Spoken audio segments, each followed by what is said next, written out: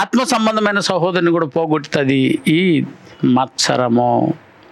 ఎట్లా, ఏమేమి ప్రమాదం తెచ్చిపెడుతుంది ఆత్మ సంబంధమైన సహోదరులకి అని అంటే, ఆత్మ సంబంధమైన సహోదరులకి తెచ్చే ప్రమాదాలు ఏవేవి ఉన్నాయి, అసలు ఈ సహోదరుల మధ్య వచ్చే ప్రమాదాలు ఏమున్నాయి, ఒక్కసారి ఒక 4 పాయింట్లు మీకు చెప్తాను. తర్వాత చాలా మీరు తోడుకుందరు. కానీ నెంబర్ 1, ఏది ఆత్మ సంబంధమైన సహోదరుల మధ్య ఉన్నటువంటి ఈ మత్సరము ఎలాంటి ప్రమాదాన్ని తెచ్చిపెడుతుందంటే, మొట్టమొదట మిమ్మల్ని ఆత్మీయ ఎదుగుదల నుంచి అడ్డుపడుతుంది. ఆత్మీయంగా నిన్ను ఎదగనీయదో. ఈ మత్సరం నీకుందనంటే నిన్ను ఎదగనీయదు, నీ సోదరుని, నీ పక్కన్న సోదరుని ఎదగనీయదు. వ్యక్తిత్వమే నా సోదరుని దగ్గర ఉంది, నా వ్యక్తిత్వం అతని దగ్గర ఉంది, ఆమె వ్యక్తిత్వం ఆ సోదరి మన దగ్గర ఉంది. చూసారు ఎట్ట పెట్టేది దేవుడు. ఏమా విగ్రహారాధన అంటే ఏందైనా? విగ్రహారాధన అంటే ఏందైనా? విగ్రహారాధన అంటే తనకిని దేవునికి మాత్రమే సంబంధం కలిగి ఉండేదాన్ని అంటారు. సరే, వాళ్ళకి దేవుడికి, కానీ కూడా వచ్చిన వాళ్ళకి సంబంధమే ఉండదు. అట్లాంటి సంబంధం లేనటువంటి ఏ ఆరాధన మీరు కలిగి ఉన్నారంటే అది విగ్రహారాధనే. కానీ నిజమైన ఆరాధన ఏది, విగ్రహారాధన కానిది ఏది అని అంటే, నువ్వు దేవుణ్ణి ఆరాధించడానికి వచ్చినప్పుడు దేవుడు అంటున్నాడు, ముందు నీ సహోదరునితో సమాధానపడి, నీ సహోదరునితో కలిసి పాడు, నీ సహోదరునికి పెట్టు, నీ సహోదరునితో చెయ్యు. చూసారా, అప్పుడే నీ వ్యక్తిత్వం ఎదుగుతుంది. దేవుడు కోరుకున్న రూపం మారాలంటే ముందు నీ సహోదరుని దగ్గర ఉంది, ఆయనకి పెట్టు, ఆయనకి ప్రేమించు, ఆయనకి ఇవ్వు. ఇప్పుడు ఆయనే లేకపోతే నువ్వు ఎవరికి ఇస్తావు? అన్నీ ఉన్నాయి, ఇచ్చే గుణం కూడా నీ దగ్గర ఉంది, డబ్బు నీ దగ్గర ఉంది, ఆర్థికత ఉంది, సమయం ఉంది, బలం ఉంది, అన్నీ ఉన్నాయి. కానీ తీసుకునేవాడు లేడే, చేసుకునేవాడు లేడే. అందరూ కోటీశ్వర్లే ఉండాలని ఒక ఊరు తీసుకున్నారంట. కోటీశ్వర్లే, అందరూ కోటీశ్వర్లే ఉన్నారు ఆ వీధిలో. చూసానైనా బాగుంటారా వాళ్ళు? కోటీశ్వర్లకి అందరూ కోటీశ్వర్లు ఉంటే ఆనందమా అంటే, ఇంకేం సార్ ఆనందంగా ఉంటారు కదా అంటారు. ఒరే ఆడ బోగ్గడిగా ఎవరు ఉండరు, వాళ్ళకి చిమ్మే వాళ్ళు ఉండరు. ఎందుకంటే ఆ వాడు కూడా మా ఇంటి దగ్గర వచ్చి చిమ్ముదురా అన్నాడు కదా. నేను కూడా కలర్ ఎవరినా కోటేసి ఉన్నారా, నన్ను పిలుస్తావేంద్ర నువ్వు? ఎంత గర్వం కాకపోతే నన్ను పిలిచినాడు. చూసావా, అందరూ కోటేశ్వరులు ఉంటే చస్తావరే, నువ్వు ఏ పనులు చేసుకోలేకుండా చచ్చిపోతావు. ఎవరో ఒక సినీ డైరెక్టర్ అనుకుంటాను, ఆయన బోకులు కడుక్కుంటున్నాడంట, దాన్ని వీడియో తీసుకొచ్చేసి పెట్టేశారు. ఇంత పెద్ద డైరెక్టరు అమెరికాలో ఉన్నాడు, ఆయన బోకులు కడుక్కుంటున్నాడు అటని ఓరు వచ్చేస్తే ఆయన్ని మీడియాకి వచ్చేసారు ఎదురుగా. ఒరే నా ఇంట్లో కదరా బోకులు కడుక్కు, నా ఇంట్లో బోకులు కడుక్కుంటే మీ ప్రాబ్లం ఏందర్రా? అమెరికాలో ఎవడు రారా? అమెరికాలో వాళ్ళ పనులు వాళ్ళే చేసుకోవాలి. ఎందుకంటే అందరూ ఎవరినైనా అందరూ బలిసిన వాళ్ళేరా బాబు. సరే, ఇది ఇండియా అనుకున్నావా? కాసుకోని ఉంటారు పాపం. 100 రూపాయలు వేసేస్తే 1000 రూపాయలు వేసేస్తే 3000 ఇచ్చేస్తే ఎవరైనా నెలంతా కూర్చొని పని చేసి వెళ్ళిపోయే వాళ్ళు దొరుకుతారు, అక్కడ దొరకరు. ఇప్పుడు చెప్పునైనా, మీరందరూ ఇచ్చేవాళ్ళే ఉండి తీసుకునే వాళ్ళు ఎవరు లేకపోతే మీరు దయగలిగిన వాళ్ళు ఎలా అవుతావు? దయ నిజం చెప్పి ఎట్ట అయిపోతారు దయగలిగిన వాళ్ళు? తీసుకునే భిక్షగాడు ఉండాలి, తీసుకునే దరిద్రుడు ఉండాలి, తీసుకునే చిన్న సోదరుడు ఉండాలి నీకంటే. అందుకే దేవుడు ఇక్కడ మనల్ని సమానంగా లేదు. ఏవా నువ్వు ఏంటైనా పక్షపాతం కలిగిన వాడు దేవుడు అయ్యా నువ్వు. ఇదే పాట మేము పాడితేమో నన్నేమో ఈ స్థాయిలో పెట్టావు, ఆ పాట కూడా రాని వాడినేమో గొప్పగా ఉంచినావు. ఇది మన మత్సరం, ఇదే కదా నా ఈర్ష్య, ఇదే కదా అసంతృప్తి. కానీ ఆయన అన్నాడు, ఒకరిని నేను తేడాగా ఉంచడం గల కారణం ఏంటంటే మీరు ఒకరి యందు ఒకరు ప్రేమ కలిగిన వారే ఉండాలి. ఆయన పెట్టేవాడు, నువ్వు తీసుకునేవాడు, నువ్వు తీసుకునేవాడు, నువ్వు పెట్టేవాడు, నువ్వు వచ్చేవాడు, నువ్వు కలుసుకునేవాడు, నువ్వు కలుసుకునేవాడివి. ఇది నా ప్రియమైన వాళ్ళ. అందుకే సంఘములో అందరూ ఉంటారు, నీ వ్యక్తిత్వాన్ని బాగా కాపాడుకోవచ్చు అంటే వారినే ప్రేమించేటట్లు లేకుండా చేసే ప్రమాదమే ఏదైనా ఈ భయంకరమైన మత్సరము. అందుకని ఆత్మీయ సహోదరులకు పెను ప్రమాదాన్ని తెచ్చిపెట్టేది ఏదైనా ఉందంటే ఇది మత్సరము. ఏంటంటే వ్యక్తిత్వ నిర్మాణాన్ని జరగనీయదో. అందుకే సోదరుడు చదివిన వాక్యం పేతురు రాసిన మొదటి పత్రిక 2వ అధ్యాయము 1-2 వచనాల్లో ఇంత పెద్ద లిస్ట్ ఇచ్చాడు. ఆత్మీయంగా ఎదగాలనంటే మీరు ఏం చేయాలి? ఒక లిస్ట్ చూసారా, ఒక పెద్ద లిస్ట్ ఇస్తున్నాడు దేవుడు. ఏమంటున్నాయినా పేతురు రాసిన మొదటి పత్రిక 2వ అధ్యాయము 1-2 వచనాలు. అయ్యా మిమ్మల్ని సంఘంలో ఉన్న వారని చెప్తున్నాడు. ప్రభు దయాళుడని మీరు రుచి చూచి ఉన్న ఎడలా, అదిగోనైనా మీరు ఆయన నిజంగా ఆయన వ్యక్తిత్వాన్ని రుచి చూసి ఆయన లాంటి వాళ్ళు మేము అవ్వాలనుకుని ఉంటే, ప్రభు లాంటి వారు అవ్వాలనుకుని ఒకవేళ ఉంటే దుష్టత్వమును కపటమును వేషధారణను అండర్లైన్ ఏనైనా అసూయకు మరో పేరేందైనా మత్సరము. అది మత్సరము, అసూయయు, సమస్త దూషణ మాటలను దయచేసి ఏం చేయండి బాబు, మాని. అంటే వీటి ఈ క్యారెక్టర్ని ఏం చేయాలైనా మాని. ఇప్పుడు మనకు మెయిన్ క్యారెక్టర్ ఏంటి ఇందులో? అసూయ. అసూయ అంటే మత్సరము. మత్సరమును మాని. మత్సరం ఏం చేయాలట? సంఘంలో ఉన్న వారందరూ ఏం చేయాలట? మత్సరమును మాని కొత్తగా జన్మించిన శిశువును పోలిన వారే నిర్మలమైన వాక్యము అను పాల వలన రక్షణ విషయంలో ఏమవ్వాలంటుందండి? ఎదగాలి. ఎదుగు. వ్యక్తిత్వ నిర్మాణములో ఎదిగిపోవాలంటే మానేయి. నువ్వు ఎదగాలంటే ఏం చేయాలి నాయనా? మాను. దేన్ని మాను? మత్సరమును మాను, అసూయను మాను. మత్సరం అంటే నీకు అన్ని అర్థాలు వచ్చేయాలి. ఫస్ట్లో చెప్పేశాను నేను ఎన్ని అర్థాలు ఉన్నాయో. ఆ అర్థాలు డైరెక్ట్గా అర్థం కాకుండా ఈర్ష్యను వచ్చిందంటే కూడా నీకేమన్నా అర్థమే? మత్సరమేను.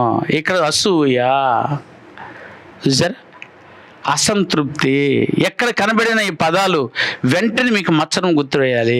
ఒక లిస్ట్ ఇచ్చేసి శిశు దశను ఒక వ్యక్తి మారాలని అంటే, ఎదగాలి అని అంటే శిశు దశ నుంచి బాల్య దశకు, బాల్య దశ నుంచి యవన దశకు, యవన దశ నుంచి తండ్రి దశకు, తండ్రి దశ నుంచి పెద్దల దశకు, ఇలా దశలు మారాలి, ఎదగాలి అని అంటే ఖచ్చితంగా దాన్ని ఆపేసేది ఏదంటే మత్సరమేనో, అసూయేనో.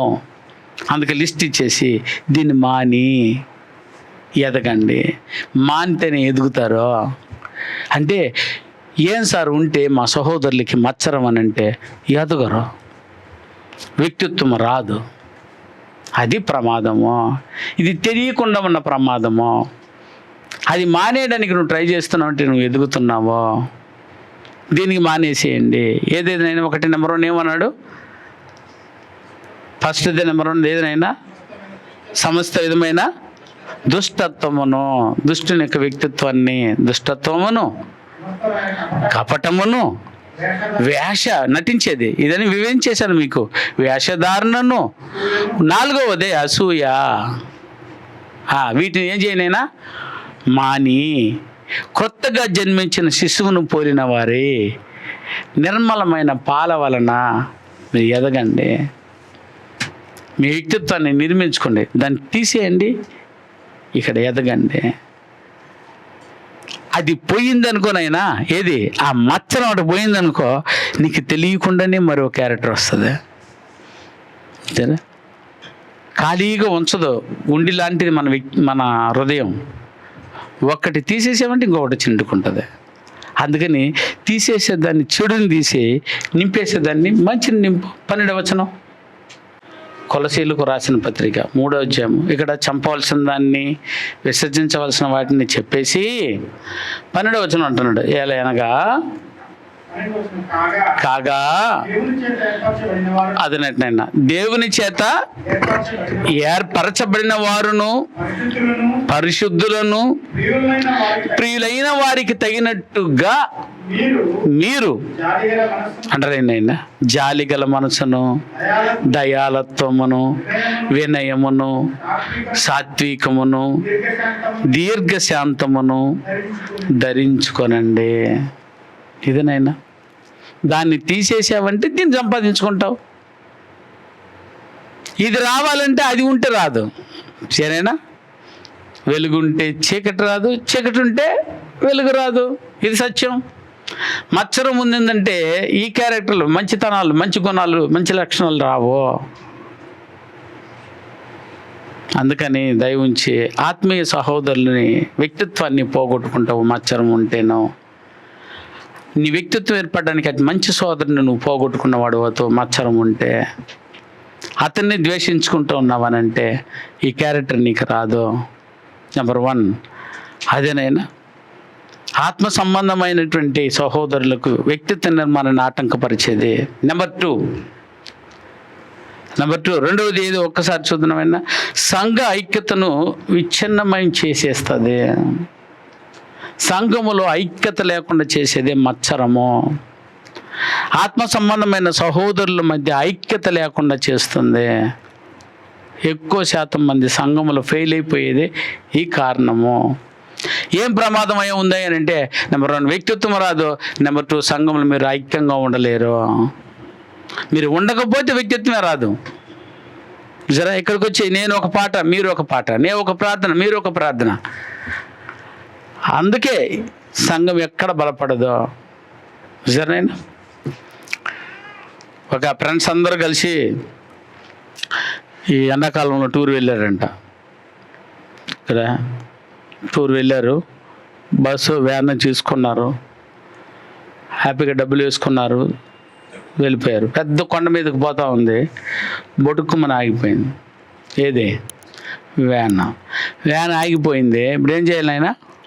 డ్రైవర్ ఏమన్నాడమ్మా? డ్రైవర్ ఏం చేయమన్నాడా? అందరి కిందకి దిగి ఏం చేయమన్నాడా? తొయ్యాలా. సరేనా? 10 మంది ఉన్నారు, 10 మంది దిగారు, 10 మంది తోస్తా ఉన్నారు. 10 మంది తోస్తా ఉన్నారు, డ్రైవర్కి అంగుళం కూడా కదలట్లేదు. ఏది? వ్యాను. ఏందిరా ఇంతమంది తోస్తూ ఉంటే వ్యానే కదలట్లేదు ఏంది అని నెమ్మదిగా చాలాసేపు తోస్తూనే ఉన్నారు. పాపం అలసిపో, ఒక్కొక్కరిని చూస్తే చెమట వచ్చేస్తుంది వాళ్ళకి. అంటే అంత తోస్తున్నారు. ఏంది బండి కదలలేదు, ఏం జరిగిందని డ్రైవర్ కిందకి దిగి చూస్తే 5 మంది ఇట్ట దోస్తున్నారంట. 5 మంది ఇట్ట దోస్తున్నారట. దేన్నైనా చెమట కూడా కారణం లాభం ఏముంది చెప్పండి, మీరే చెప్పండి. ఇంత బలం ఉన్న వాళ్ళను 5గురు ఇటు దోస్తూ ఉంటే, వాళ్ళు ఇటు దోస్తూ ఉంటే వ్యాన్ ఎటు గదలతో. సంఘం కూడా అంతేనైనా. ఒకడేమో చేయాలంటాడు, ఒకడేమో వద్దంటాడు, ఒకడేమో పోదామంటాడు, ఒకడేమో వద్దా. వాడు చెప్పేది మనం పోయేది. చూసారా ఆ మత్సరం, ఆ అసూయ, చూసారా ఆ ఈర్ష్య, ఈ గుణాలు కలిసి సంఘాన్ని ఇటు తోస్తా ఉన్నారు నాయన. కొంతమంది ఇటు దోస్తారు, కొంతమంది అటు దోస్తున్నారు. ఇటు అటు గాలకు ముక్కు మూలుగులైపోతుంది సంఘాలు. చూసారా అలాగూ సంఘములు ఉండే వాళ్ళైన 10 మంది, సంఘంలో ఉన్నవారు 100 మంది, సంఘములో ఉన్నవారు 1000 మంది. వాళ్ళు ఈ బండిని ఎట తోస్తున్నారో, ఈ సంఘం అనే బండిని ఎట తోస్తూ ఉన్నారో చూద్దామా? కొరింథీయులకు రాసిన 1వ పత్రిక 3వ అధ్యాయము. ఈ మత్సరముతో వచ్చేసి ఒక్కొక్కడు నువ్వా నేనా, నేనా నువ్వా, ఆడికేంది ఇచ్చేది, నేనేంది ఇచ్చేది, నేనేం చేసేది, నువ్వేం చేసేది అనే ఓ భయంకరమైనటువంటి మత్సరముతో సహోదరుల మధ్య సహోదరులు ఏర్పడి వారు ఏమైపోయారో 3వ అధ్యాయం 3వ వచనంలో వివరిస్తున్నాడు చూడండి ఆయన పౌలు గారు. ఎస్, మీలో అంటే సంఘములో నిజం చెప్పండి ఆయన. అసూయయు అంటే మత్సరమును ఉండగా మీరు శరీర సంబంధమైన మనిషి రీతిగా నడుచుకున్న వారే కారా. ఒకడేమో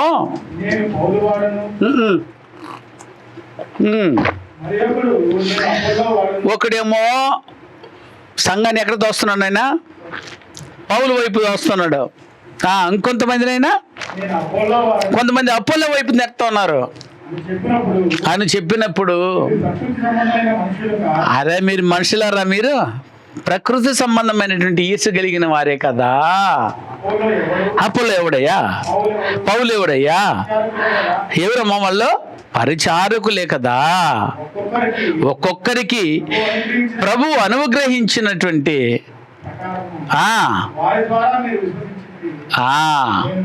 నేను నాటాను, అపోలో నీళ్లు పోసాడు.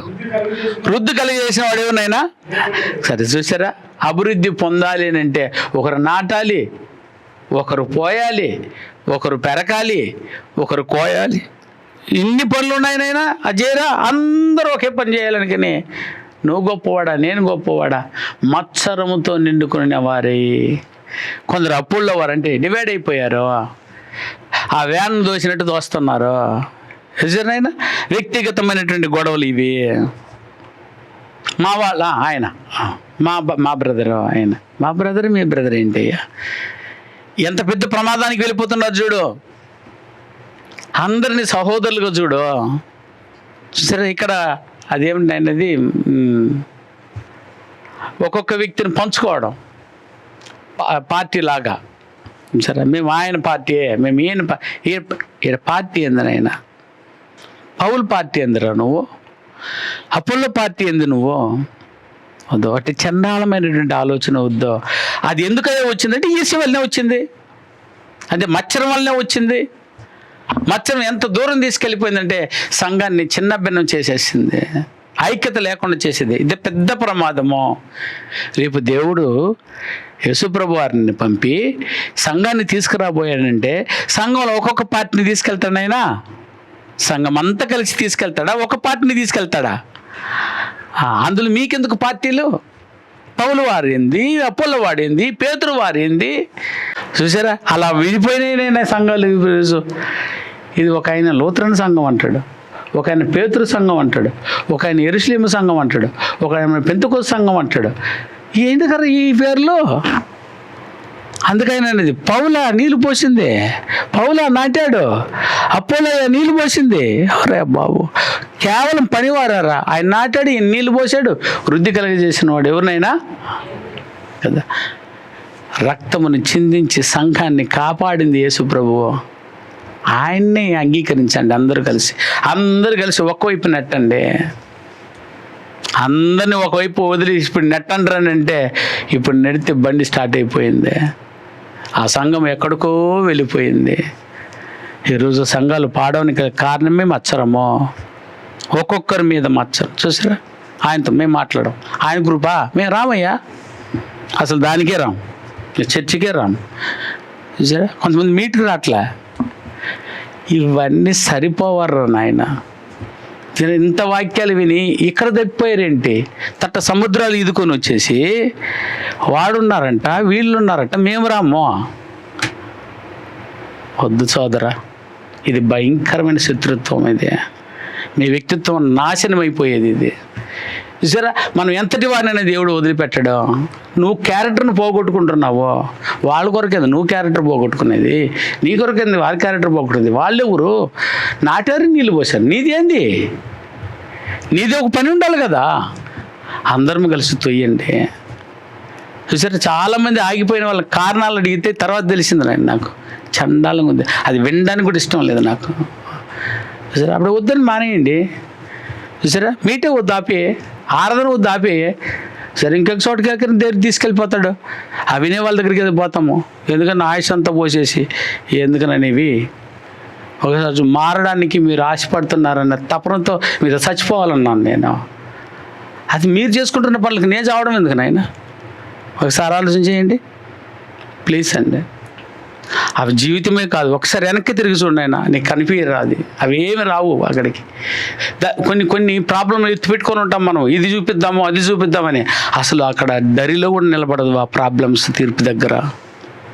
నేను అది చెప్పేద్దాం ఇది చెప్పేద్దాం అని వచ్చిన వీళ్ళు శరీర సంబంధమైన మనుషులు ముందు బయట పండురు అనేసాడు పౌలు గారు. నువ్వు పౌలు వాడిని, నీ పేతురు వాడిని, నువ్వు అపోలో వాడిని అని అన్నావు, పో ముందుకు బయటికి అనేసాడు. సంఘానికి అక్కడ పనికిరావు, తీర్పుకి అది పనికిరావు. దీనికి కారణం ఏంటి? నేను పౌలు వాడిని అంటున్నావంటే మచ్చరం అర్ర నీకో, నేను అపోలో వాడన్నావంటే మచ్చరం నీకో. వాడి మీద వీడికి మచ్చరం, వీడి మీద వాడికి మచ్చరం, ఇంతకు మించి వేరొక్కటి లేదు. ఇంకేమైనా గొడవలు ఉండే చూపించండి.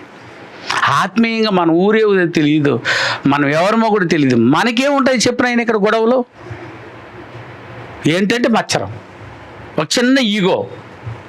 వాడు ఫోన్ చేయలేదా, నేను చేయను. నేను ఫోన్ చేయలేదా, వాడు నన్ను చూడలేదా, నేను మాట్లాడను. నీ వందనం చెప్పలేదు, నేను అసలు చూడను. ఏందమ్మది? దయ ఉంచి గుర్తుపెట్టుకోండి, ఇవన్నీ తీర్పుకు పనికిరావు. చెప్పేవారు ఉండగా వినే మీరు మారిపోండి బాబు. చెప్పేవారు ఉండగా మీరు వినేవారు లేకపోతే ఒకనాడు చెప్పేవారు ఉండరు, మీరు వినడానికి. అప్పుడు మీ వ్యక్తిత్వం కూడా సంపాదించుకోవడానికి వీలు పడదు. చక్కగా మనం ఎంతమంది ఉన్నామో, ఎన్ని రోజులు ఉంటామో మనకు తెలియదు. దాని గురించి ఆలోచించండి. నేను ఏదేదో సంపాదించేసిన వారు, దాన్ని చూసి గర్వించిన వాళ్ళందరూ ఈరోజు ఏమని వెళ్ళిపోతున్నారంటే అందులో ఏమీ లేవు. ఏనాడో చెప్పారు, అందులో ఏమీ లేవు. ఊరికి ఉప్పొంగడానికి పనికి వస్తుంది. సరే, అందరూ వ్యక్తిత్వ నిర్మాణంలో ఉండే వాళ్ళు ఉండి ఒక్కడు గర్వించేవాడు ఉన్నారనుకో, కేవలం హీనమో, వాళ్ళందరి దృష్టిలో వాడు హీనం అయిపోతాడు. అందరూ కోటీశ్వరులే ఉన్నారు, సరే అందరూ పేదవాళ్ళే ఉన్నారు, ఒక్కడు కోటీశ్వరుడు ఉన్నాడు అనుకో, నువ్వే పెట్టుకొని తగలెటరా అని సోదిలేసి ఇచ్చేస్తారు అందరూ. ఒకసారి చూస్తూ ఉంటారు కదా, ఒక ఇంట్లో అందరూ ప్రేమ కలిగిన వారు ఒకడే కఠినేశ్వరుడు ఉంటే నువ్వే బతుకుపోరా, ఆ డబ్బు నువ్వే పెట్టుకుని వదిలేని అందరూ బయటకు వచ్చేస్తే నువ్వు బతికేది దేనికి చెప్పు? అలా వ్యక్తిత్వ నిర్మాణం కూడా ఒక్కడి అయిపోతావు. నీకు సంఘం ఉన్నప్పుడు సంఘంతో కలిసి నడువు, సరే నువ్వు పరిగెత్తు దాంతో పాటు. ఎంత బాగుంటుంది మీరు చెప్పండి పిల్లరా. మొదటిన్న ప్రేమని తీసేసుకుంది ఎపిసి పట్టణం. బాబు మోసం అయిపోతున్నారా మీరు, నీ హెచ్చరిక చేసి దిద్దిన తర్వాత వారు మారారని రాయబడుతుంది. మనకేంటి నాయన, ఆరంభంలోనే ఉన్నాము, అసలు లెక్కలు కూడా కావవి. సారీ, ఇన్ని జరిగినాయి, ఒక్క నిమిషం దాన్ని వదిలేసి మచ్చరము సహోదర ప్రేమకు ప్రమాదం, అంతే గుర్తుపెట్టుకో. సహోదరుని వ్యక్తిత్వ నిర్మాణానికి ప్రమాదం, నీ వ్యక్తిత్వ నిర్మాణానికి అది ప్రమాదం. ఇక్కడ నేను చెప్పిన ప్రకారం సంఘానికి ఐక్యత లేకుండా తీసేసే ప్రమాదం, ఆ ప్రమాదం నుంచి బయటపడు. 3 టైం అయిపోతుంది కాబట్టి నేను చెప్పేస్తాను. 3వది కూర్చున్నాయన, అది ఏం చేస్తుందంటే దేవుని సేవను పోటీగా మార్చేస్తుందట. ఆ మచ్చరం సంఘం అలా సేవనే పోటీ తత్వానికి తీసుకెళ్ళిపోతుంది అంట. ఆయన ఒకసారి వాక్యం జవాబు చేస్తే అర్థమవుతుంది. తిమోతికి రాసిన ఫిలిప్పీలకు రాసినటువంటి పత్రిక 1వ అధ్యాయం 15వ వచనం, 15వ వచనం నుంచి 17వ వచనం వరకు బ్రదర్. కొందరు సంఘములో అసూయ చేతను, అంటే అసూయ అంటే ఏందైనా మత్సరము. కొందరు సంఘములో మత్సరము చేతను, కలహ బుద్ధి చేతను, మరికొందరు మంచి బుద్ధి చేతను అంటే క్రీస్తును ప్రకటించుచున్నారు. వారైతే ఆయన క్రీస్తుని అంటే ప్రకటిస్తున్నారంట బ్రదర్. మచ్చరముతో క్రీస్తుని ప్రకటించడం ఏంది? అసలు నువ్వు ఎంత గొప్ప బోధకుడైనా వేస్ట్. నువ్వు మచ్చరముతో ఏంద్రా వాక్యం బోధించేది నువ్వు. కొందరు మచ్చరముతోనూ కలహ బుద్ధి అంటే ఏదైనా గొడవలతోనే వాక్యం చెప్పేస్తావా? అయ్యయ్యో, ఇది చాలా పొరపాటు. నేను బాగా చెప్తున్నాను అనుకుంటున్నాము, నేను బాగా సత్క్రియలు చేసేస్తున్నాం అనుకుంటున్నాం, కానీ గొడవలు ఉన్నాయి, మచ్చరం ఉన్నాయి. అవి వర్దిల్లదు. ఈ రోజుకే అది, 2వ రోజుకి అది ఉపయోగపడదు. అందుకని దయచేసి సేవ చేసేటప్పుడు సేవను మచ్చరంతో చేయబాకు, గొడవతో చేయబాకు. మరికొందరు మంచి బుద్ధి చేతను క్రీస్తును ప్రకటించుచున్నారు. మంచి బుద్ధి చేతను క్రీస్తును ప్రకటించున్నారు. ఇంకా కొందరు వారైతే నా బంధకములతో కూడా తలంచుకొని కక్షతో, ఇది ఏంద్రా బాబు, నా మీద కోపంతో ఇంకొకరికి పోయి వాక్యం చెప్పేస్తున్నారట. వాడా నువ్వు నట్టపోని నేను ఇట్టొస్తా. కక్ష, ఈర్ష్య, మత్సరముతో నువ్వు వాక్యం ప్రకటించడం ఏంది అసలు? వాడున్నాడు, నేనున్నాను, వాడు బాడు. వాడు అక్కడ ప్రకటిస్తున్నాడా, నేను దానికి విరుద్ధంగా ప్రకటిస్తాను. ఇక్కడ వాడు అక్కడ మీటింగ్ పెట్టాడు, నేను ఇక్కడ మీటింగ్ పెడతా. ఈరోజు సంఘాల్లో సర్వనాశనం అయిపోయింది ఇందులో. అది మత్సరంతోనే ప్రకటిస్తున్నావు. నువ్వేమని సేవ చేసేసాను అని అనుకుంటున్నావు. బయట పోయిన ఒక సోదరుడు మనతో కలిసి, మన పిల్లలతో కలిసి మాట్లాడారట. మేము బయట పోయాము, ఏనైనా మేము బయట పోయాము, వీళ్ళు ఏమైపోయారేమో అని మీరు అనుకుంటున్నారేమో, మేము అద్భుతంగా సేవలు చేస్తున్నాము, ఒకే నిమిషం కూడా ఆగకుండా పోయి పని చేస్తున్నాము. సూపర్ కదనైనా మాట, వెరీ గుడ్. మరి ఏ సంఘం నుంచి పని చేస్తున్నావు తంబి? చూసారా, నిమిషం కూడా ఆగరట. అంటే బైక్ అక్కడ ఎక్కించుకుంటుందా, ఆడిపోయి అక్కడ ఎక్కించుకుందా, అక్కడ పోయి తీసుకోబోతుందా, మరి అక్కడి నుంచి అక్కడ. వెరీ గుడ్, సూపర్ తంబి. కానీ ఏ సంఘం పంపించింది నిన్ను? సంఘమే లేదర్రా నీకు. చూసావా, నువ్వేమో సిద్ధ సేవనిత్తనం ఉన్నదాన్ని నువ్వు. ఇది విచ్ఛిన్నం చేసుకొని వెళ్ళిపోయావు. అసలు నీకు ఏమి లేదు నాయనా, చెయ్యి ఎందులో లేదు, చెయ్యి బాడీలోనే లేదు, అదే ఫలించిపోతున్నాను అనుకుంటున్నావు నువ్వు. ఊరికే ఇంకొక మాట చెప్పనా, ఎందుకు అలా చెప్తున్నావు, ఏ సార్ సేవగా చేస్తున్నావు అంటున్నావేమో. రేపే జ్వరం వస్తే, రేపే నీకు పెద్ద తీరని రోగం వచ్చేసి అట్ట పోలేకపోయినావు అనుకో, అప్పుడు అక్కడున్నవారు ఎవరు, అక్కడున్నవారు ఏమైపోవాలి? ఓకే, ఒప్పుకుంటున్నా, బుర్రని బరిగిస్తున్నారట. ఇక్కడ ఆపిన అక్కడ తీసుకుపోతారు, అక్కడ అయిపోయినట్టు ఇంకొకట అంటే వెరీ గుడ్ తీసుకెళ్తున్నారు. వాళ్ళేమైనా నువ్వు రక్షించిన వాళ్ళ తంబి? ఒక్క ఆత్మను రక్షించావు నువ్వు?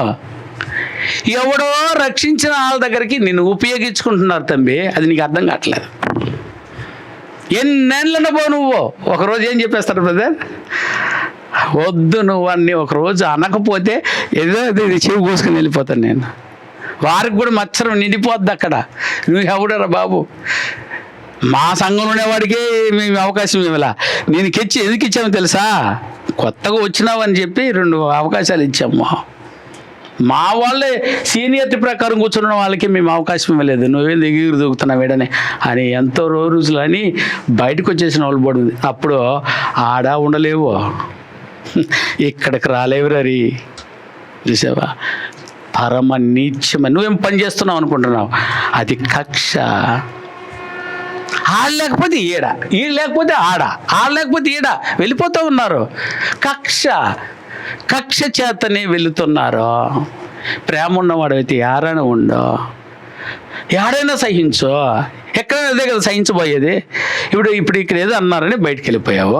ఆడేరనరా, ఆడంటే మళ్ళీ ఇంకొక దగ్గరికి వెళ్తావా? అసలు ఈ క్యారెక్టర్ ఎప్పుడు వస్తుంది? క్షమించే గుణం నీకు, నువ్వు ఓర్చుకునే గుణం ఎప్పుడు వస్తుంది అంటే రానే రాదు. దీని పేరే మత్సరము.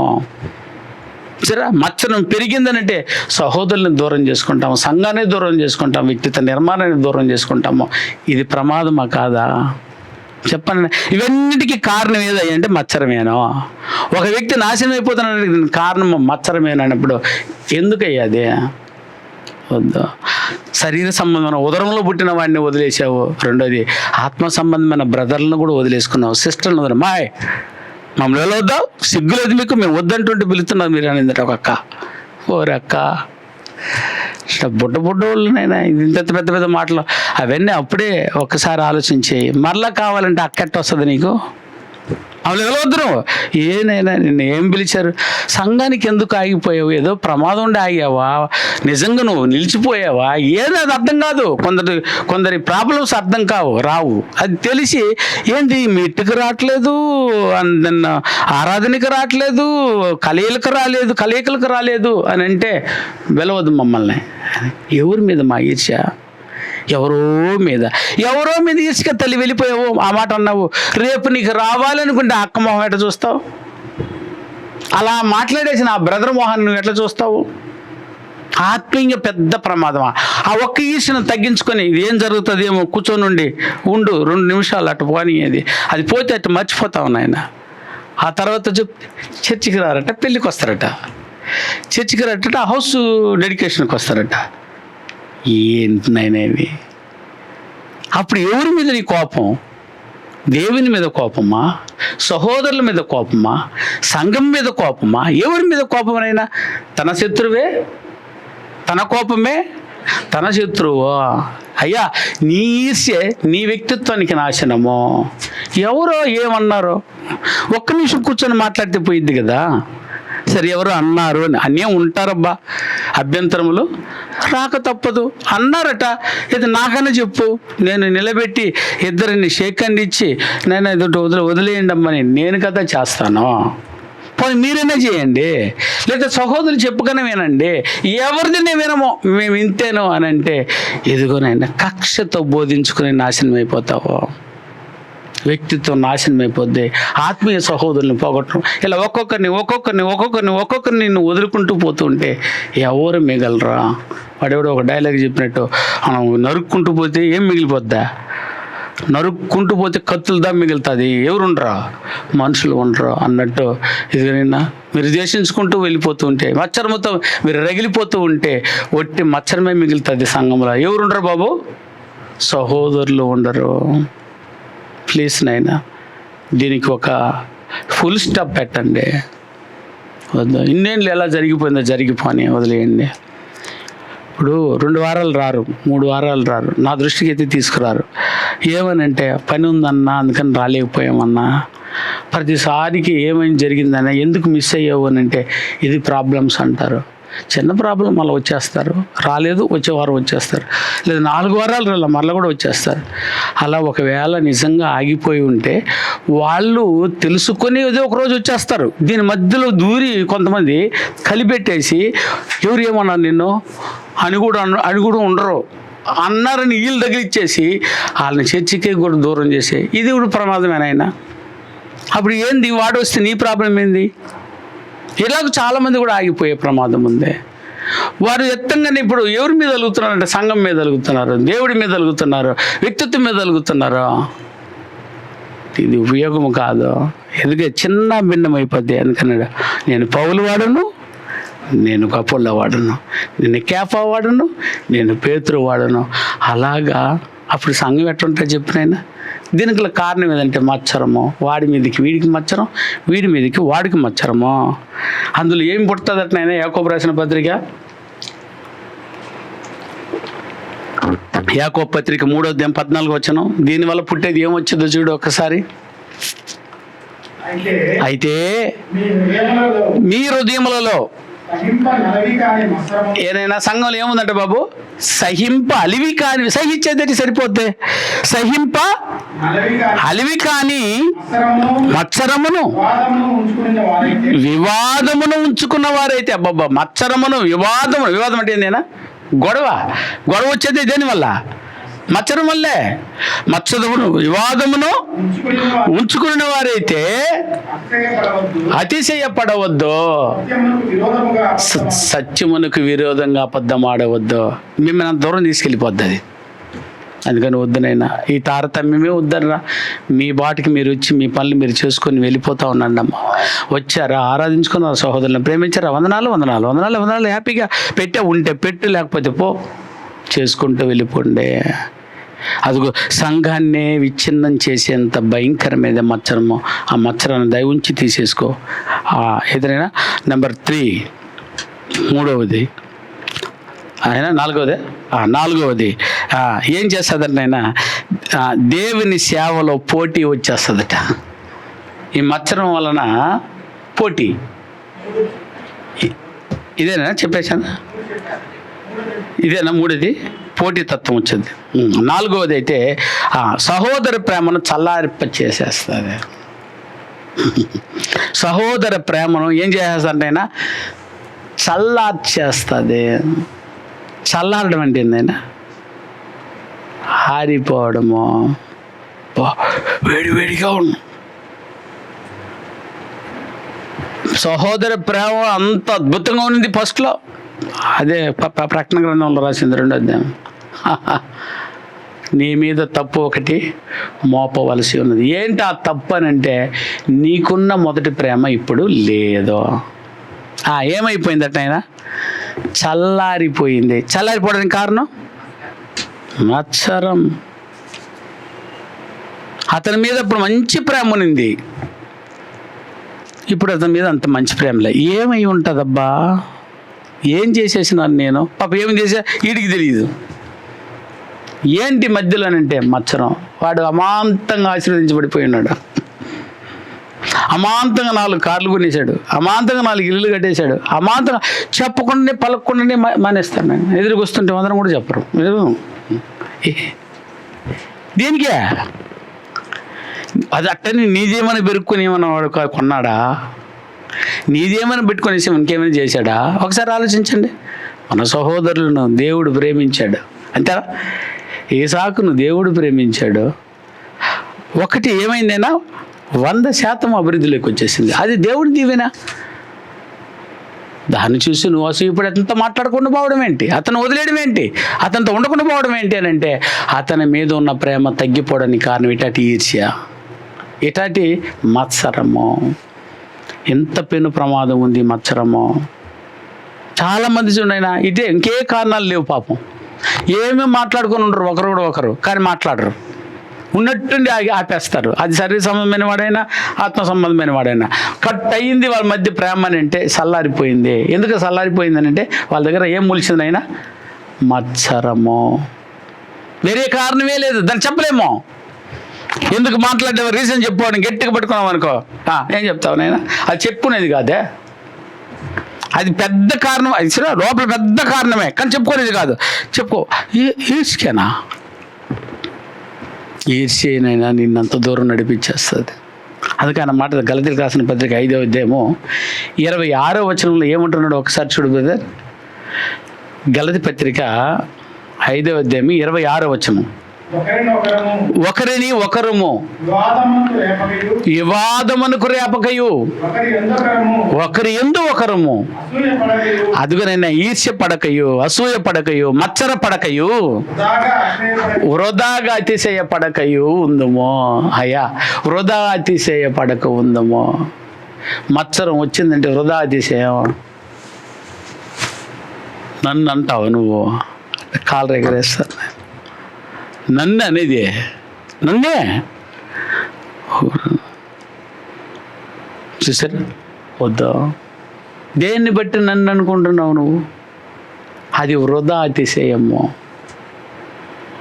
తను తాను తగ్గించుకున్నటువంటి బాప్తిస్మిచ్చి యోహానవ్వు చూసారా, ఆయన చెప్పులు వారిని కూడా నేను విప్పలేనటువంటి, కానీ నాకంటే 6 నెలల ముందు వాడు చూసారా. అయ్యా నీకంటే ఎక్కువ బాప్తిస్మ ఇచ్చేస్తున్నాడు ఇవని, ఆయన దానికోసం వచ్చినవాడు. నేనెంత ఆఫ్టర్ ఆల్ నేను చూసారా, ఎంత పెద్ద అయినా ఆయన ఒదిగాడు. అందుకే లిస్ట్లో నెంబర్ 1 స్థానంలో ఉన్నాడు. చూసాను, పరలోకము నేను పలానా ఆయనకి ఇస్తానని పేర్లు ఇంతవరకు నువ్వు చదవనే లేవు బైబిల్లో.